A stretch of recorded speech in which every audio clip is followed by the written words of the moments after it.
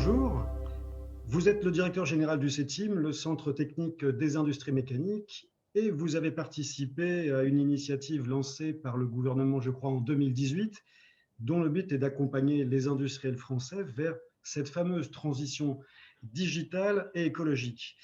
L'ambition, d'après ce que j'ai pu comprendre, c'est d'amener 10 000 entreprises vers cette industrie du futur d'ici 2022. Alors, quels critères en 2022 vous permettront de dire, voilà, on a réussi notre plan et on a amené un certain nombre d'entreprises à monter en compétences, alors peut-être pas vers le 4.0, mais en tout cas vers une industrie compétitive enfin. Bonjour à tous. Pour moi, l'indicateur, c'est le taux de pénétration en fait un peu de l'univers digital dans l'atelier. C'est comme ça que je le ressens.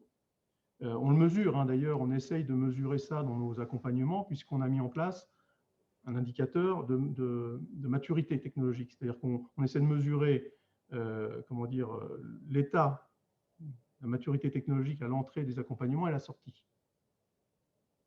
Donc, on a mis en place un indicateur qui est suivi d'ailleurs sur tous ces accompagnements 10 000. Et donc, c'est cet indicateur qui est intéressant et qui repose d'ailleurs sur le référentiel de l'Alliance de l'industrie du futur, où il y a 29 briques technologiques un peu essentielles sur lesquelles on va mesurer finalement le delta de maturité.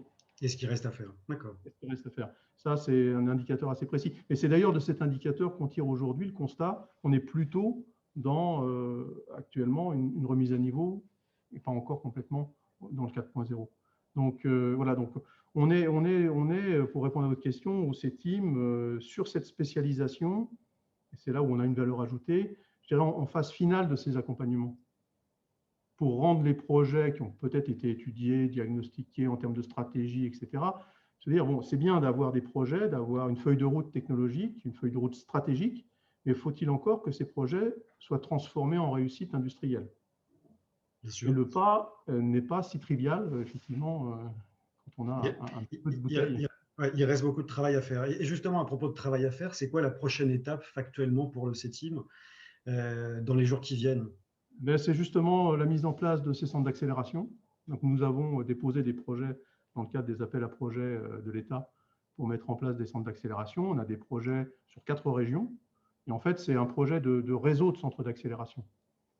C'est-à-dire que, vous savez, CETIM est effectivement, vous le disiez, installé un peu partout en France avec des installations technologiques de pointe.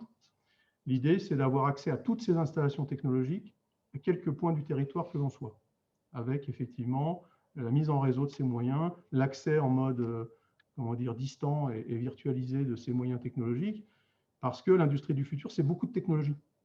Oui, mais pas seulement. Voilà. Par exemple, à Cluse, nous avons des équipements très avancés dans l'usinage intelligent, autour des métiers du décolletage, par exemple, où on expérimente effectivement l'auto-adaptation des machines, des réglages, de la mesure. Voilà. Mais par exemple, dans l'Est, nous avons une spécialisation dans les technologies avancées de contrôle en ligne à 100% avec des technologies multiples et variées, de la thermographie infrarouge, des CND,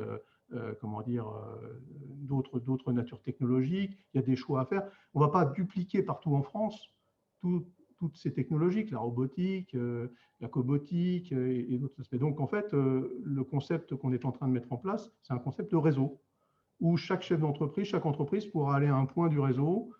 Il y aura une spécialité dans le point du réseau, qui est un peu conformée par rapport à la région, mais il pourra avoir accès aussi à toutes les technologies qui sont accessibles dans le réseau CETIM pour se confronter à cette réalité, à cette appropriation technologique.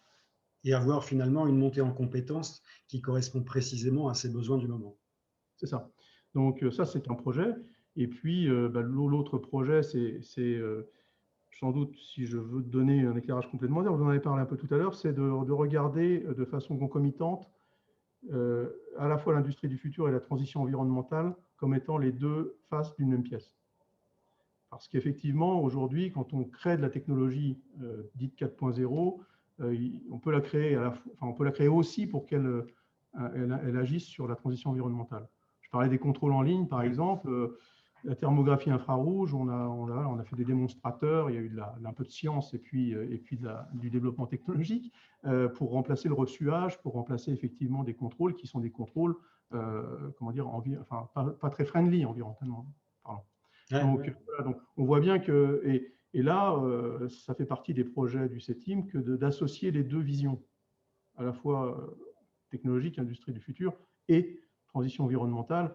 La mécanique, c'est la science c'est la science des frottements, c'est la science du rendement, c'est la science. Donc on est au cœur de beaucoup de défis qui touchent à la transition environnementale, à la décarbonation. Quand on fait de la tribologie, Ouais, avec des on fait produits. de la décarbonation. Ouais, Ouais, d'accord. enfin, and so on. C'est-à-dire qu'effectivement, on est vraiment dans ce défi. Donc le défi, c'est cette dualité. Monsieur Daniel Richet, merci de toutes ces précisions. À bientôt sur manufacturing.fr. Au Merci revoir. à vous.